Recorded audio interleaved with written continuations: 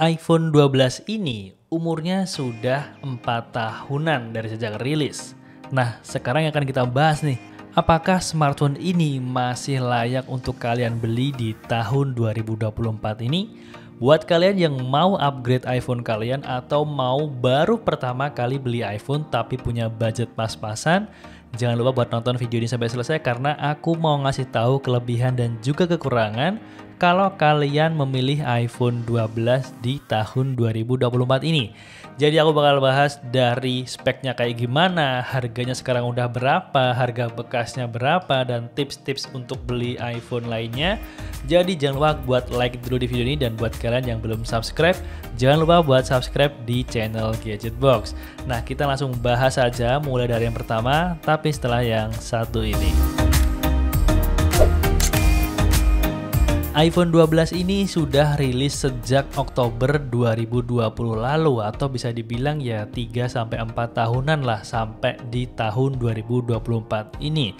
Nah, dengan rentang waktu yang sudah 3 tahunan seperti itu, apakah membeli iPhone 12 di tahun 2024 ini merupakan keputusan yang tepat?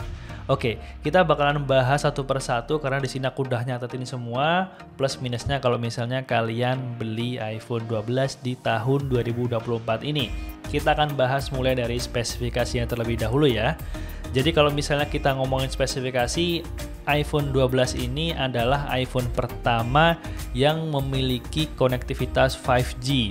Jadi kalau misalnya kita ngomongin iPhone 11, iPhone X, iPhone XR, iPhone 8, dan iPhone di bawahnya itu belum dibekali dengan chipset yang sudah support 5G.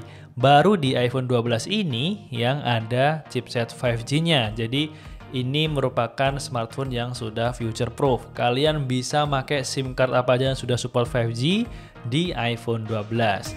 Nah, ini merupakan keunggulan dibandingkan dengan iPhone pendahulunya karena di iPhone pendahulunya ini belum ada 5G. Di iPhone atau smartphone Android sekarang pun rata-rata sudah menggunakan 5G. Bahkan dengan harga yang murah, misalnya 2 jutaan, 3 jutaan itu sudah dibekali chipset yang sudah support 5G semua. Jadi iPhone 12 ini kalau ngomongin chipset 5G-nya ini nggak ketinggalan zaman. Sementara untuk chipset sendiri, dia menggunakan Apple A14 Bionic dengan fabrikasi 5 nanometer yang notabene aku sudah pakai iPhone 12 ini bertahun-tahun dan jujur aja ini masih sangat powerful untuk kegiatan sehari-hari ataupun untuk bermain game berat sekalipun guys. Jadi untuk main Genshin Impact, PUBG, Mobile Legends ini masih sangat oke banget. Bahkan untuk yang varian regulernya pun ini ya sampai sekarang ini masih sangat oke ya untuk melibas semua aktivitas yang kalian lakukan. Nah, untuk varian storage-nya sendiri, iPhone 12 ini mulai dari 64GB, kemudian 128GB, 256GB dengan RAM masing-masing itu semua sama di 4GB. Nah, kalau kita ngomongin soal displaynya, jujur ini merupakan iPhone pertama yang seri regulernya itu menggunakan layar yang sudah Super Retina XDR OLED ya. Kalau misalnya kita ngomongin iPhone di bawahnya, seri regulernya seperti iPhone 11 misalnya, itu masih menggunakan IPS LCD ya. Kalau misalnya si iPhone 12 ini sudah menggunakan XDR OLED. Dia sudah support HDR10 juga, support Dolby Vision dengan kecerahannya di 625 nits untuk yang sedangnya, dan peaknya itu di 1200 nits. Jadi ini kalau misalnya dibawa outdoor ini tetap bakalan jelas banget kalau misalnya kita ngelihat si layarnya. Ukuran layarnya pun juga lumayan gede guys untuk yang varian reguler ini di 6,1 inch, kemudian screen to body ratio-nya itu di 86% dengan resolusinya ini sudah tinggi ya, dan juga untuk kerapatan pixelnya ini di 460 ppi. Dia diproteksi oleh ceramic shield glass.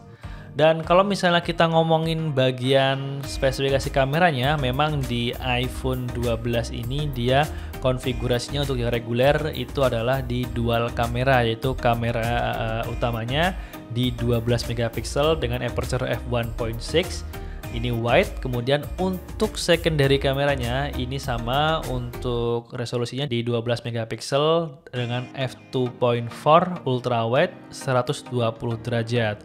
Untuk hasil foto-foto yang sudah ku take menggunakan iPhone 12 ini, jujur ini masih sangat oke dan juga sangat mumpuni. Apalagi kalau misalnya untuk kebutuhan hanya Instastory, kemudian untuk foto-foto untuk posting sosial media, itu ini masih oke banget. Apalagi kamera iPhone itu udah kita bisa bilang bahwa dia nggak ada duanya lah kalau misalnya untuk take video. Bisa pakai frame rate tinggi dan hasil dari tangkapan videonya itu benar-benar natural banget. Gak dibuat-buat, noise-nya juga minim banget, apalagi dengan kondisi cahaya yang sangat baik. Dan ya, kalau misalnya kita ngomongin kamera depannya pun, ini resolusinya juga di 12 megapiksel. Untuk foto-foto selfie pun ini juga masih sangat oke, guys. Kemudian untuk baterainya sendiri, kapasitas baterai dari iPhone 12 ini di 2815 mAh dan support fast charging ya. Dia juga sudah ada yang namanya MagSafe. Jadi MagSafe ini merupakan satu-satunya di antara iPhone di bawahnya, ini hanya dia yang mulai punya MagSafe. Di generasi bawahnya itu belum ada. MagSafe sendiri ini kita bisa pakai untuk wireless charging, kemudian untuk aksesoris-aksesoris tambahan di iPhone itu bisa dipakai di iPhone 12 ini. Jadi ini merupakan ya kalau misalnya kita bilang sih peningkatan yang cukup tajam dari iPhone 11 ya, iPhone 12 ini. Nah, kalau kita ngomongin harganya, harga dari si iPhone 12 ini untuk harga barunya itu di 8 jutaan guys. Jadi sampai saat ini memang masih diproduksi di Indonesia, juga masih banyak resminya, itu harganya 8 jutaan. Kalau kita ngomongin secondnya itu ada di 6 jutaan untuk varian terendah, bahkan ada yang jual di 5 jutaan. Tapi dengan catatan kalau misalnya kalian mau beli iPhone 12 second, pastikan untuk garansinya itu resmi atau beli secara resmi di iBox, atau kodenya itu kode yang untuk Indonesia ya. Jadi kalau misalnya kalian mau beli yang garansi internasional, pastikan kalian untuk si sellernya ini ada rincian pembayaran pajak atau bea cukai seperti itu, untuk memastikan bahwa si iPhone dengan garansi inter itu sudah IMEI-nya sudah bisa dipakai untuk kartu SIM card yang ada di Indonesia. Itu untuk memastikan aja. Tapi kalau misalnya enggak, ya aku saranin buat cari yang aman-aman aja, yang sudah garansi resmi Indonesia.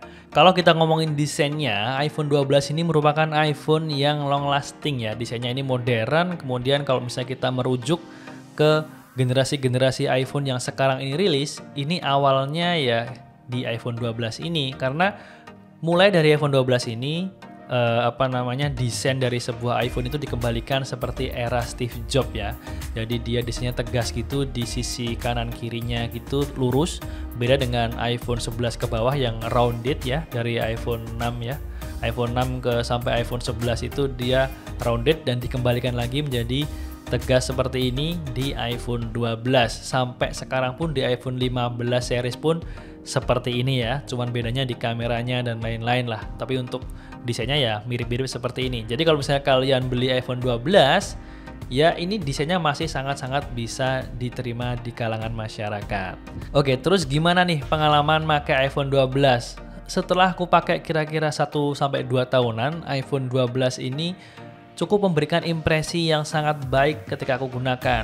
Karena apa? Ukurannya ini pas banget guys. Jadi ini nggak kekecilan dan juga nggak kegedean, dengan layarnya ini yang pas banget. Dia untuk size-nya ini compact tapi bisa menampung layar seluas 6,1 inch. Jadi ini bener-bener pas banget kalau kita pakai ya. Apalagi aku bukan tipikal orang yang suka dengan smartphone yang besar, dan nggak suka juga kalau misalnya smartphone yang seri mini kayak gitu. Itu aku effort banget kalau misalnya baca tulisan-tulisan kalau mini. Tapi ini reguler pun ini enak banget dipakainya karena ukuran layarnya juga gede, bezelnya juga tipis gitu ya. Dan untuk pengalaman main game, aku ya jujur ini masih bisa dipakai guys. Ini sangat-sangat mumpuni ya iPhone 12 ini ya. Aku pakai buat main Genshin Impact juga oke, main Mobile Legends juga oke, jadi nggak ada masalah sama sekali. Apalagi kalau misalnya kalian yang cuman makainya sosial media aja, itu bener-bener ini masih sangat bisa diandalkan. Nah, terus kemudian gimana nih menurut kalian? Aku kan udah ngasih beberapa kelebihan dari si iPhone 12 ini. Memang kalau misal kita ngomong kurangnya, ini menurut aku kurangnya dikit banget ya. Ya mungkin kurangnya itu ya apa ya? Dia untuk kualitas kameranya sih. Jadi kalau dibandingin dengan iPhone 13, itu kualitas kamera dari iPhone 12 ini lumayan ada perbedaan ya. Hasilnya masih lebih bagus di iPhone 13. Dan juga kalau misalnya kita take foto di kondisi cahaya, kalau misalnya ada lampu-lampu gitu, kadang ada kayak garis garis lampu gitu loh. Jadi dia masuk gitu di foto, ataupun kalau misalnya kita videonya ada kayak cahaya-cahaya gitu. Ya aku nggak tahu sih, itu kayaknya mungkin dari dari Apple-nya memang ngedesain kameranya ada muncul kayak gitu-gitu ya. Itu mungkin kelemahan yang bisa aku berikan ya untuk kalian semua. Tapi overall untuk iPhone 12 ini benar-benar masih sangat worth it buat dibeli di tahun ini. Apalagi kalau misalnya kalian punya budget di 5-8 jutaan, kalian bisa mendapatkan iPhone 12 dengan kondisi yang cukup baik. Dan menurut kalian gimana? Apakah iPhone 12 ini worth it buat dibeli? Langsung aja kalian tuliskan komentar kalian di bawah ya. Mungkin segini dulu untuk video kali ini. Kalian tulis di bawah request mau bahas iPhone berapa lagi untuk kita ulas di channel ini. Dan semoga kalian suka sama video ini. Jangan lupa klik like di video ini. Jangan lupa buat komen dan subscribe di channel Gadget Box kalau misalnya kalian belum subscribe di channel ini. Sampai jumpa di video selanjutnya. Saya Galang pamit dan have a nice day.